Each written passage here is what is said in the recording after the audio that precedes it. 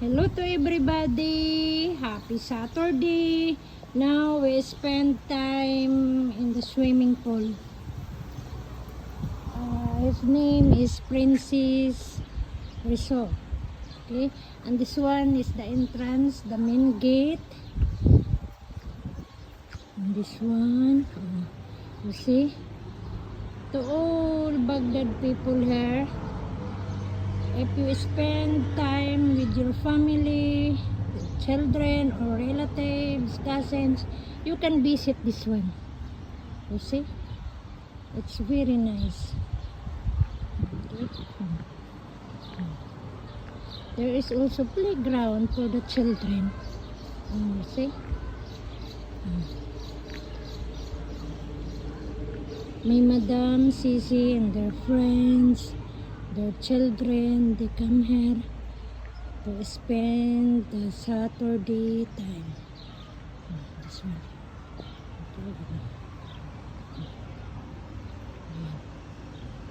Okay. This one. Okay. From here, from the entrance. Okay. I call that one the coconut tree. But it's not the coconut tree. I think that is the relatives of the tamark, the dates. Okay, so this one until that way, and the car at the back, the parking area. So this one. Okay, that one is for the children. Okay, you see. It's very nice. It's very nice to spend time all the day in the Saturday, or it depends, maybe it depends of you if you want. Okay, you see. And the swimming pool is in the middle, but it's mamno now because the madams, they're already start their time to make swimming. You see? You see? It's very nice. This one is the part of my journey as OFW working in Baghdad, Iraq. I stay already 5 years here in Baghdad. And now this is the first time that I come here and I visit. I'm lucky because Madam she bring me with Sisi. You see? That one is for the children. Nice day. For the children.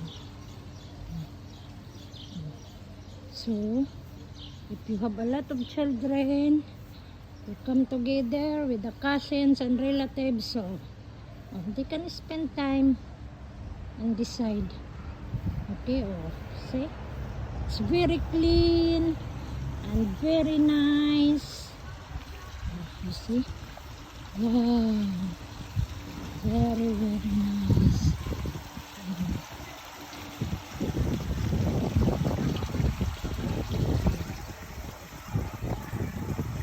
Princess Resort. Okay. Dito. Ito yung water.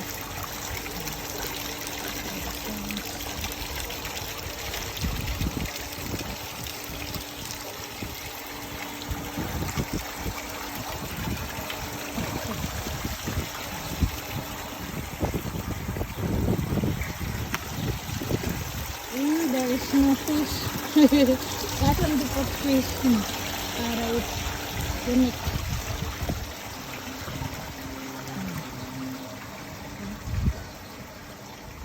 And there is also here for the boys, for the big one, billiard and toys. I don't know what do you call that one. I forgot. Or I don't know the name of it. Okay.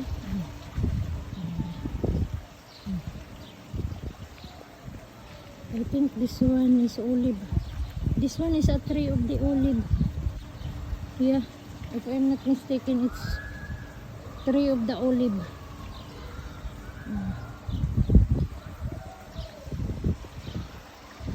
Olive tree. So much done. And that one, no. That side is the swimming pool in the center.